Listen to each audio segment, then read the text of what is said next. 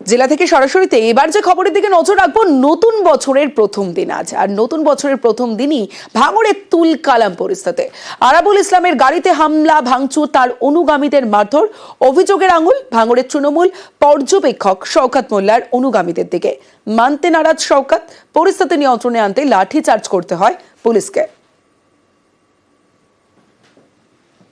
কে আরাবুল ইসলাম আমাদের দলের কোনো জায়গায় নেই। শওকত মোল্লা কেউ না দলের বিধায়ক, তিনি হুইজ শওকত মোল্লা হয়। শওকত মোল্লার কি আছে, অবজারভারের কি আছে? আমি কনভেনার আছি এখনো পার্টির। কি শওকত মোল্লা? বুধবার সকাল নতুন বছরের প্রথম দিনেই গোষ্ঠীদ্বন্দ্বে গরম ভাঙড়।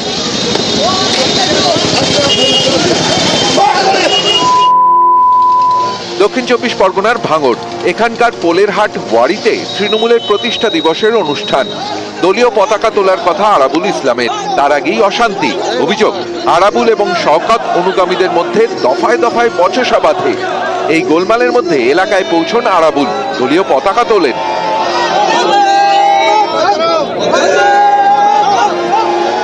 আরাবুল এলাকা ছাড়ার সময় তার অনুগামীদের বেধড়ক মারধর করা হয় বলে অভিযোগ। এও অভিযোগ, শওকত মোল্লার অনুগামীরা এই হামলা চালান। এতে গরম হয়ে ওঠে এলাকা। ঘটনাস্থলে পৌঁছয় পোলেরহাট থানার পুলিশ।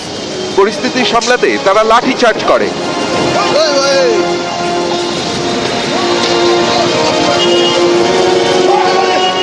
গন্ডগোলের মাঝে আরাবুলের গাড়িতে ভাঙচুর চালানো হয়। রাস্তার জামে গাড়িটা আটকেছে, হয়তো সেই কারণে আমার গাড়িটা ভেঙেছে ওরা। গাড়ি ভেঙে আরাবুল ইসলামের উপরে আক্রমণ করে আরাবুল ইসলামকে তৃণমূল থেকে হটানো যাবে না। যারাই গাড়ি ভাঙুক আর আমার উপরে আক্রমণ করুক, এটা পরিকল্পনা করে করেছে। শওকত মোল্লা নিজে 6 লেনে বসে আছে, আমার উপরে হামলা হচ্ছে। শওকত মোল্লার নির্দেশে কয়েকজন কুখ্যাত সমাজবিরোধীরা আমার গাড়ির উপরে আক্রমণ করেছে। আমাদের ছেলেরা প্রত্যেকটা বুথে পতাকা উত্তোলন করছে। এখানে 302টো বুথ, 302টো বুথেই পতাকা উত্তোলন হয়েছে। এবারে এক জায়গায় গিয়ে পতাকা নামিয়ে সেখানে আবার উত্তোলন করছিল।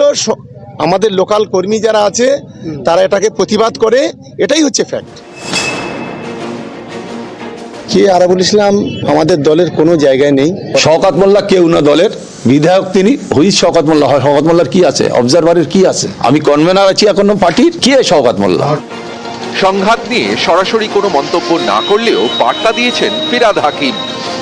আজকে এমন একটা অবস্থা যেখানে শিয়ালদা স্টেশনের ওপর দিয়ে ঢিল মারলে যার মাথায় পড়বে সেই তৃণমূল কংগ্রেস করে। সুতরাং আমি বলবো না যে তৃণমূল কংগ্রেস যারা করছে তারা গঙ্গা জলে চান করে এসছে। মাথা গরম মানুষ আছে, তাদেরও বোঝাতে হবে। আবার নিশ্চিতভাবে অসৎ মানুষ আছে, তাদের থেকেও সতর্ক থাকতে হবে। এবং আমাদের নেতৃত্ব সেদিন সন্দেশখালিতে বললেন যে বাজে লোকেদের ডাকলে যাবেন না। সুতরাং এগুলো হচ্ছে ইঙ্গিত যে খারাপ মানুষকে ত্যাগ করুন, সত্যিকারের ভালো মানুষের পাশে থাকুন। ভাঙড় থেকে কল্যাণ মণ্ডল, নিউজ 18 বাংলা।